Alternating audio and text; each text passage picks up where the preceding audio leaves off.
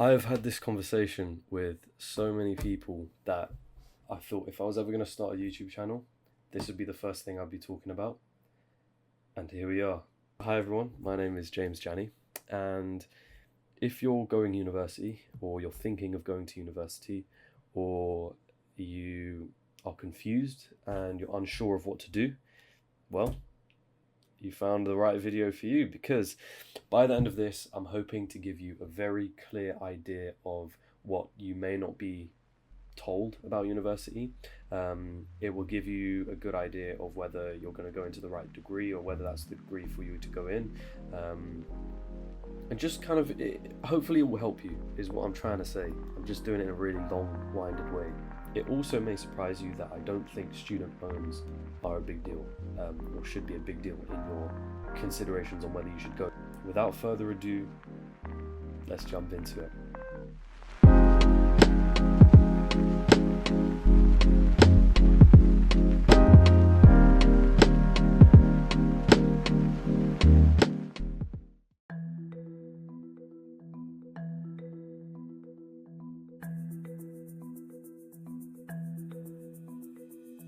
So we're kind of sold a script that you go to school, you get good grades, and then you go to university, and then from university you get your job.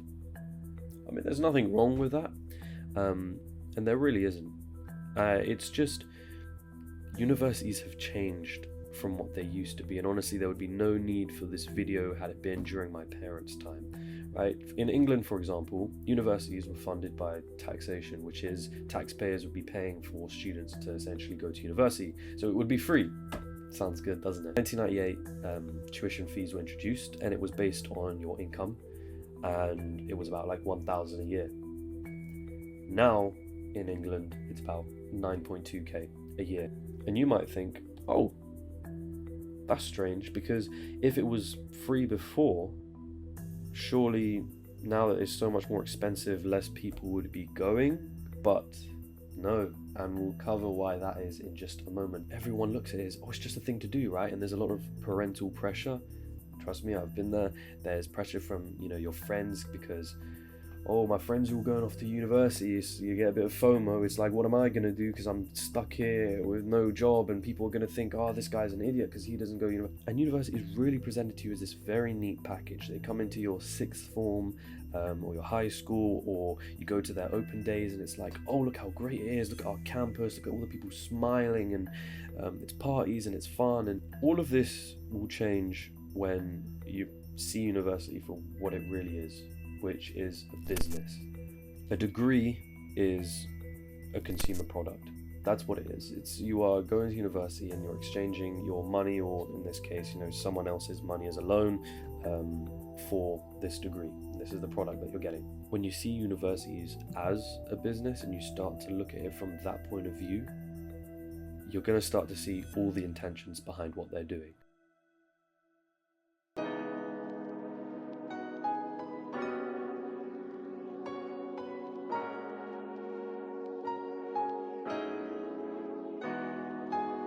So the IFS in England has said that I think they expect 83% of students to pay back their student loans. In other words, there's an 83% chance that you're not going to be able to pay back your student loan. So what's going on? In England, you kind of are given loans for two different things. You're given loans to pay off your tuition fees, and you're also given maintenance loans. This is for essentially helping you live. It's to pay off your rent, food, that kind of thing. And that sort of, the amount you get for your maintenance loan does depend on your income.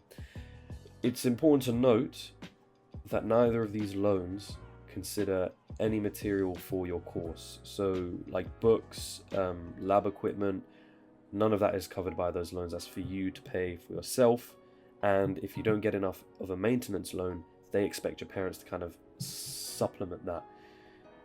That's important because some people's parents aren't going to do that, which is really unfortunate. Now, the average debt of a graduate is about 36 grand. But there's also one little thing that will probably not be your friend, and that's called interest. So you've got your principal sum, which is, roughly 27 grand or thereabouts.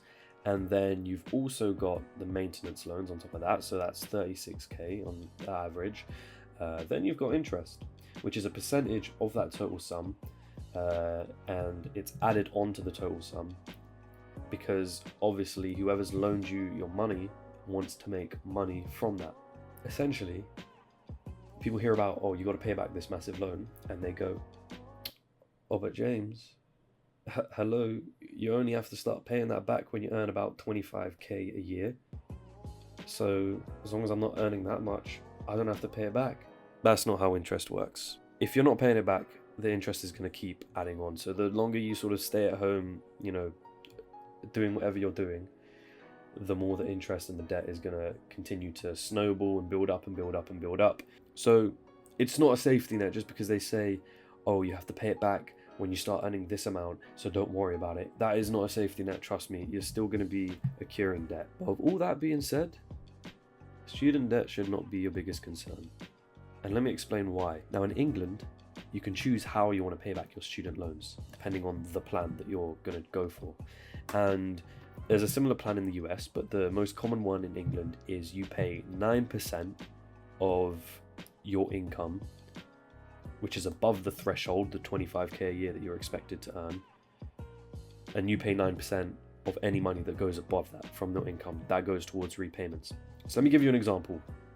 Okay, and I've got one written down here. So let's say you're earning 40,000 a year, so that's your income, and above the threshold, that is 14,280. So 9% of 14,280 is £1,285 a year, which is roughly £107 every month that you're paying towards repayments for your student loan. When you really look at it, it's not a lot. You need to see kind of student loans as almost just like an extra tax that you have to pay, because it will automatically come off in England on your income statement, and once it's been taken off, it's been taken off. On top of that, in England, after 30 years, your student loan gets written off. So if you don't pay that total sum amount in that time, it gets written off anyway. So in other words, it shouldn't be your biggest concern. In fact, if the only thing that's holding you back at the moment from going to university is, you know, bearing in mind you're going for a degree that you really want to do, and you need to go to university, you need to get that degree to get into that career, and the only thing that's holding you back are those student loans, just go. Also, it's worth noting that there's an opportunity cost. That 50k that you've now spent towards repayments could have been used for putting down a deposit on a house, or yeah, that's all I can think of. The point being, you could have used that money for something else, but chances are you may not have made that money without the degree in the first place. The most important thing with student loans to take away is that it's how the university now perceives you. So you're no longer just the student, you are profit, you are a customer. That is very important to know, because it leads us on to the next part.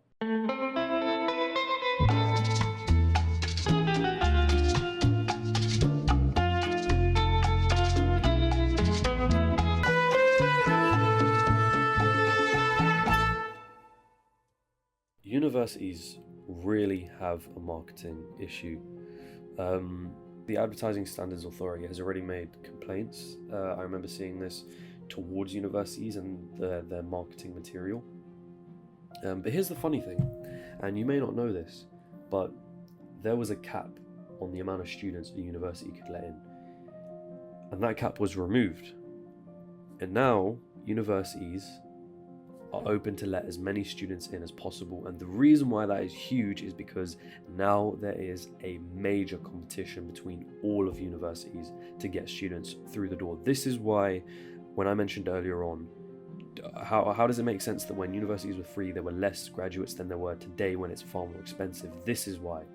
Because after all, you are a customer and they need more of you because you give them the money in order to fund everything. Universities spend millions on their marketing. Millions. So what's the problem with all of this? I mean, so what? They're spending money, millions, to get us all in. If you're telling me, James, that I don't have to worry about student loans, what's the consequence? Well, you're about to find out.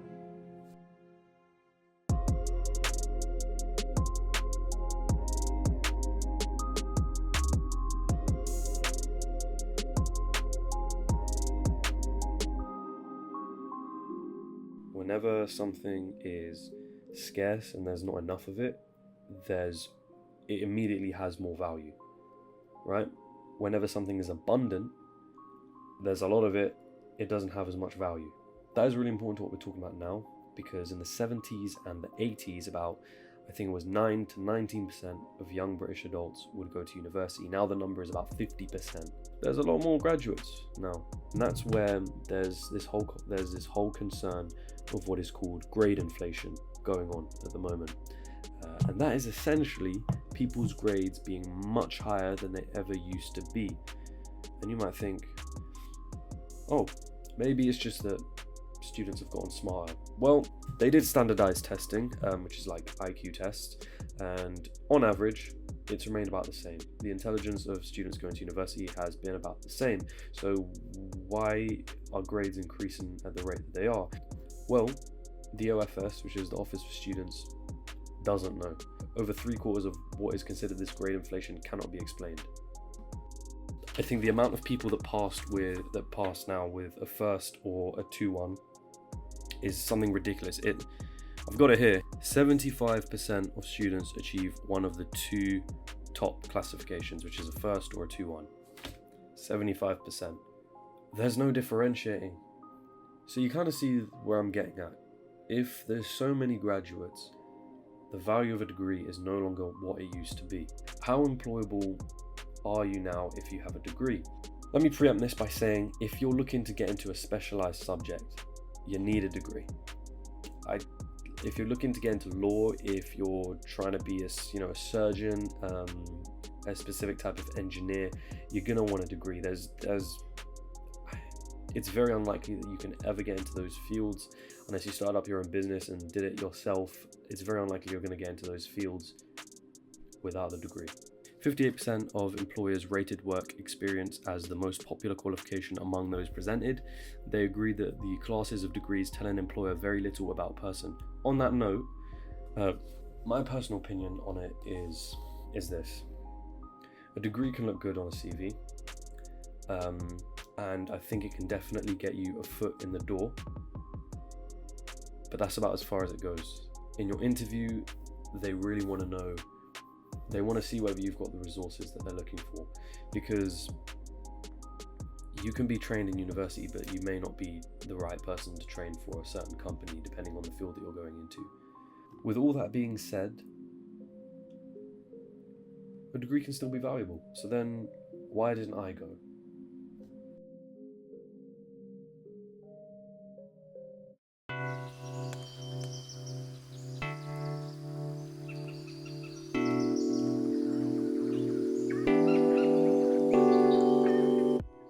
As I said, there's a lot of pressure from your friends, from family, from society that tell you you need to go to university.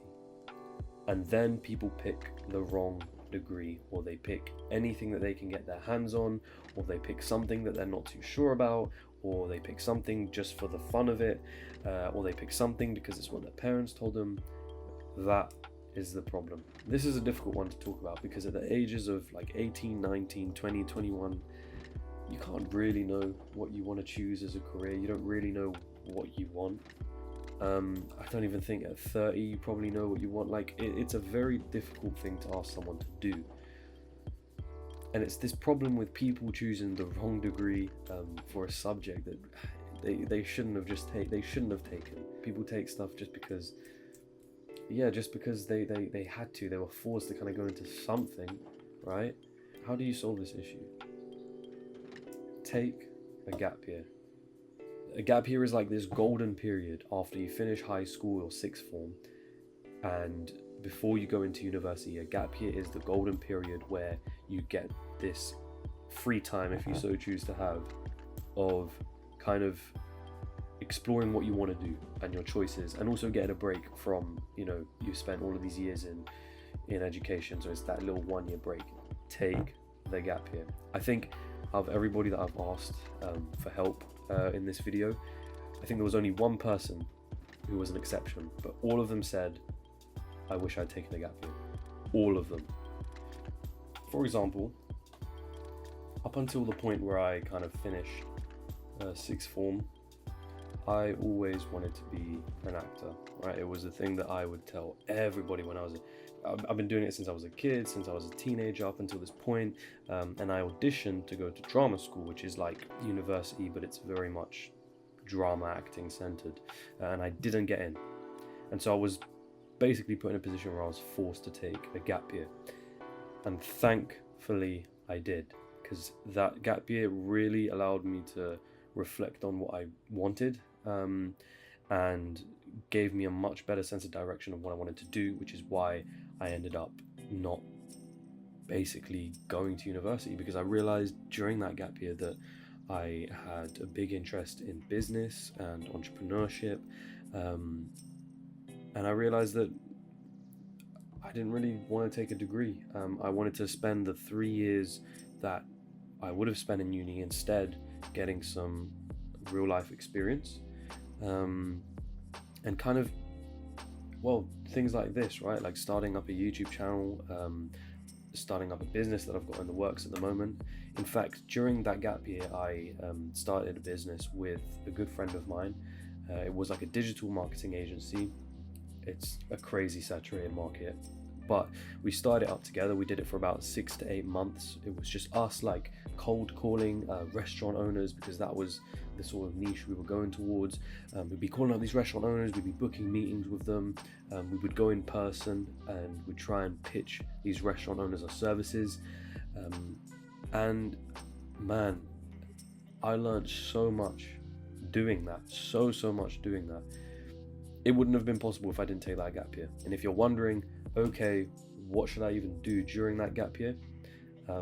Well, I'll give you some hints right now. You kind of want to start to like experiment, just experience different things, and see like what you're more inclined towards and what you can potentially see yourself doing as a career. I don't even think 1 year is enough to get a really good idea. I genuinely don't, but it's what you're given. It's that golden period that you're given. In that time, here's some stuff you can do.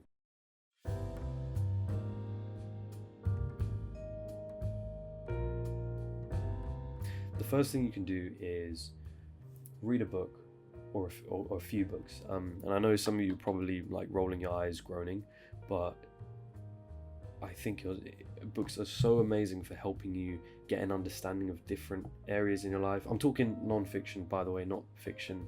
I mean, I'm sure if you read Harry Potter over your gap year, you'd find it enjoyable, but I don't know if it would tell you a lot about what you wanted to do to study for university, or whether you wanted to go. I'm talking more like non-fiction, erring more on the side of like business, self-development, that type of thing, which is essentially what this channel is for. Remember to subscribe. For example, one book that I read, which was my absolute favorite, I'm gonna grab it now actually, was this book, which is The Millionaire Fast Lane by 𝗟𝗘𝗧'𝗦. I hate the title of this book, I swear to God, but this book completely changed my perspective on money, on business, on entrepreneurship. It really helped me. I read this during my gap year, and it was one of the reasons why I decided not to go to university, because this book really helped me understand what I wanted from life and what I wanted to get from it, at least for the moment in this current point in time. That's just one example, man. Like, reading books is a great advantage. It helps you get an understanding. It can help you change your mindset and kind of change the way you think about certain things. But if you don't want to read, there's other things you can do. Another thing I recommend in a gap year is get a job. I was working at a cafe during my gap year, not for a long time, but for about a month and a half. I wish I had worked more longer than that, but during that gap year I was also like doing some courses, like studying for acting, because I was still kind of deciding, am I doing this, am I not doing this? But getting a job is really good. Again, it's that sort of work experience and life experience. You'll understand what it's like to work in a work environment, whether you're working at a supermarket or in a cafe or a restaurant, or maybe it is an office job that you've got. Getting that experience is great. Like, it can kind of help you again see what may be, or how you feel with the whole structure of a job and what the sort of dynamics of a workplace is like. Another thing that you can do is travel. Everybody goes traveling on the gap year. It's like the thing that everyone does. if you have the money for it, go for it. I think traveling is something that I love and want to continue to do in the future, and it can help you sort of get a sense for maybe again what you're looking for and what you want. Another thing is going to networking events, which I know a lot of people kind of see networking events as always like champagne and you're munching cheese, and it's not. Like a lot of the networking events, you can go on websites like meetup.com. There's also, okay, I've forgotten the other ones. There are other places. If you just Google search networking events near me, you'll find them. They can be on anything. They can be on like business and real estate. They can be like, they have like video game nights, if you're interested in that. They have creative writing stuff. If you just have a look, you'll see so many different events. In fact, I've set myself a little challenge for 2020, which is to go to one networking event every single week. But the point of it is really, a networking event is a very good way of kind of, I like to think it sort of hacks the system, right? It allows you to meet people that you wouldn't have normally have met in that situation. And it also pushes you out of your comfort zone, like a lot. And with that's always a good thing. Like, it's always good to, you know, to some degree, to kind of push yourself to do something you wouldn't have normally done. There's a few things that you can do in your gap year. You got a lot of time, trust me. Like, your gap year is a lot of free time to try out a bunch of stuff. By the end of that, you should have somewhat of a clearer understanding of what you want to get into. Again, I don't think a year is anywhere near enough to get that real deep understanding. Now, if you're in university and you're watching this video, you probably realize it's too late for the gap year. But what you can do, I think, to kind of make the most of that opportunity is, again, you can read books. I always recommend that. I love reading, so I say this for anything. It's my advice for anything. But you can also network. I think networking in university is a great thing. Although nobody in uni is going to be like, whoa, you know, like a billionaire, millionaire. Maybe they're from well-off families, but there's a good chance that those people that you meet in university, especially if it's a really well-known university and it's a high reputation university, there's a chance that those people you meet are gonna do great things in life. And it's good to kind of know these people, not to use them, but to kind of benefit each other. I think you're kind of doing yourself a real disservice if you don't try and network and talk to as many people in your classes or in societies. I recommend joining different societies in university. You're doing yourself a disservice if you don't try and meet people there and make some good friends, really. Do study. Yes, there's grade inflation, but that still means you got to put some work in. You got to get your you got to get that degree at the end of the day. So that pretty much concludes this video. I was quite nervous about doing this. I've never done, kind of ironic because I wanted to be an actor, but I've never done a lot of you know, in front of the screen type of acting, and it's also a bit different when you're not really a character and you're sort of yourself. But I hope you enjoyed the video. I hope it gave you a good idea on whether you should go to university, and if you're in university at the moment, what to look out for, and how to make the most out of that. Please give the video a like if you enjoyed it. It does help a ton, especially with the YouTube algorithm. Comment down below if there's anything you feel like I've missed, or you have any other questions, or if you've watched up to this point. I know this is a long video, so please do let me know down below. I'll respond to all of it. And if you're interested in kind of business, self-development, personal finance, that kind of niche, I'm still trying to figure out what I'm doing here, but do subscribe because I've got some awesome stuff planned on the way. And yeah, I think that concludes today's video. I hope you have a wonderful day.